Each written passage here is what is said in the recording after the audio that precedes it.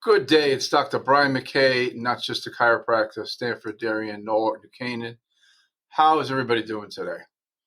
Well, I want to talk to you today about GLP-1 and GLP-2s. These are the Ozempic, Manjaro, what else? It's a whole, all the different names out there. There's a million of them. I'm not here to talk about, I'm here to talk about the GLP-1 and GLP-2. But what I want to impose upon you, I want to tell you is that it is possible to create an environment where you can stimulate your body to produce more GLP-1 and GLP-2, which helps with appetite regulation and insulin secretion. So yes, they're the wonder drug. I see people dropping a lot of weight. They look good. They feel good. They're very proud of themselves, and they should be. But what I want to say is, GLP-1 helps with, again, appetite regulation and insulin secretion. So what happens is the GLP-1 is secreted in response to food. And it's foods that are especially fat and high in fiber. High fat, high fiber. And it's produced in the small intestine. Okay? Now, what you may not be aware of is that there are intermittent fasting processes or regimens that help stimulate greater production of GLP-1 than GLP-2. And that one is a 16-hour fast. Now, men typically are recommended that you eat just for over 8 hours. And it's a lot easier than you think. I've been doing it for a few years myself, and it's definitely helped keep weight down. So it's definitely, and I was curious, which is why I did more research on it, as to why I don't feel hungry. And I am eating less, you want to eat less. And so what happens is the 16-hour fast increases insulin sensitivity. So the more insulin sensitive you are, the better your body responds. So it creates a more responsive GLP-1 surge upon feeding. So when you get up in the morning, you 8 to 12, it's like, so you say you have your last meal at 8 o'clock. I'll go over that in a little more detail. But when you first start eating, you don't eat. You get up in the morning, you can have coffee, water, electrolytes, that kind of stuff. And you just do that between 8 and 12. Okay, so you start, and then you stop eating at 8 o'clock at night. So you really have a 12, you have 8 hours where you can eat. But the idea is not just to eat, a bag of corn chips or anything like that.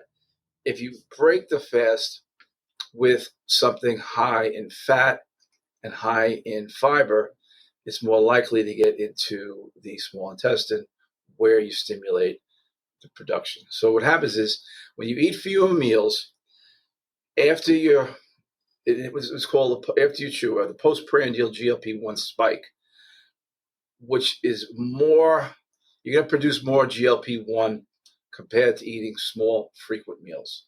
So that's the idea, is less meals. I mean, do we really need to eat 3 meals a day? I mean, we're trained on that.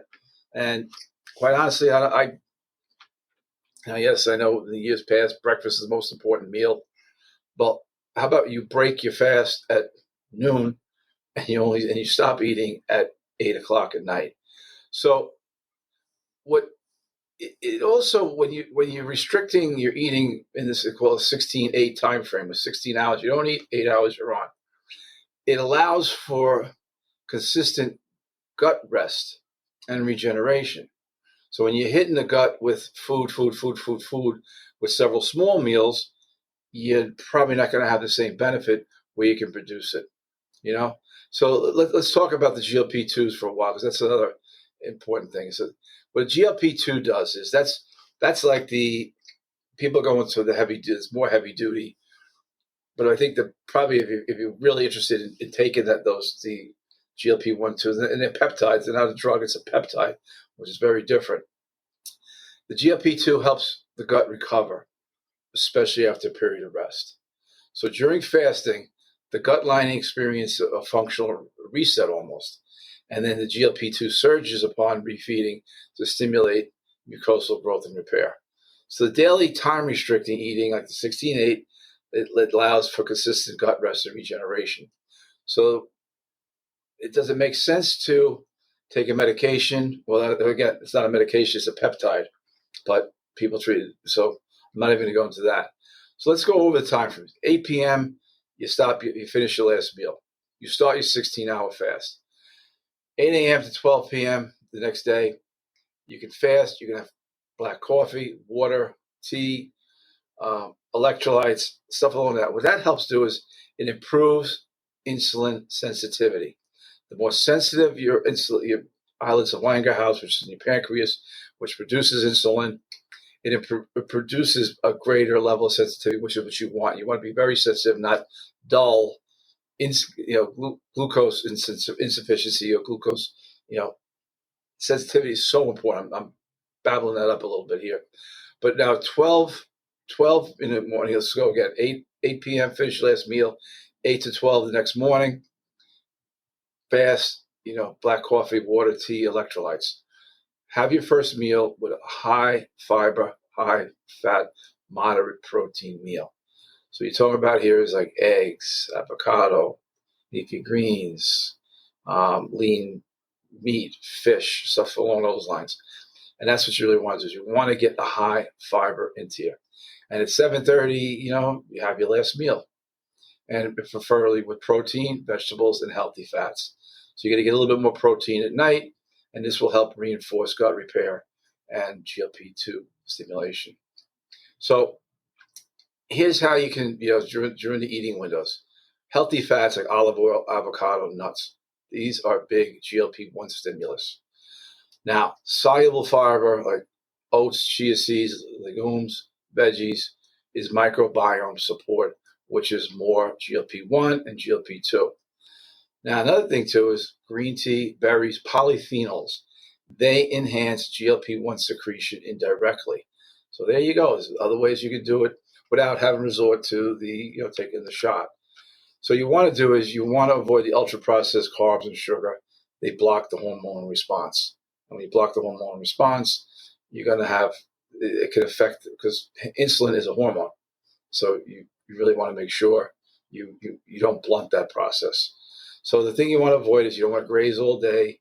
So you're not going to have those GLP-1 surges. You're going to only have small fluctuation. Long fast, like even 24 hours is too often. It may lower GLP-1 due to the adaptation. So your body starts to adapt to it. Skipping fat and fiber meals is also a way to have a weak GLP-1, GLP-2 response. So hopefully, at this point, the 16 to 8 fasting pattern, when combined with a strategically, refeeding plan, rich in fats, fiber, and polyphenols, is the best way to stimulate the GLP-1, GLP-2 production consistently without resorting to medication. If you got any questions, feel free to give me a call. I've been wondering about it because, so many patients are coming in about it lately. And I was using myself as an example, but I've noticed these changes myself similar to it because, I don't have cravings. I don't, it's just a habit. It's a very easy habit to get into where you tend to start to eat smarter more often and eat less as a result. So Dr. Brian McKay, not just a chiropractor, just another fat guy who wants to lose weight like everybody else, and been doing a pretty good job of managing it. So I'm going to pat myself on the back because I'm probably thinner now than I was 15, 20 years ago. So if you have questions, 203-656-3636, 203-656-3636. Hey, thanks for listening. I really appreciate it. If you got questions, you got a number to reach me on. All right. My practice is here in Darien, Connecticut, but I'm more than happy to take your phone call, 203-656-3636. Have a great day.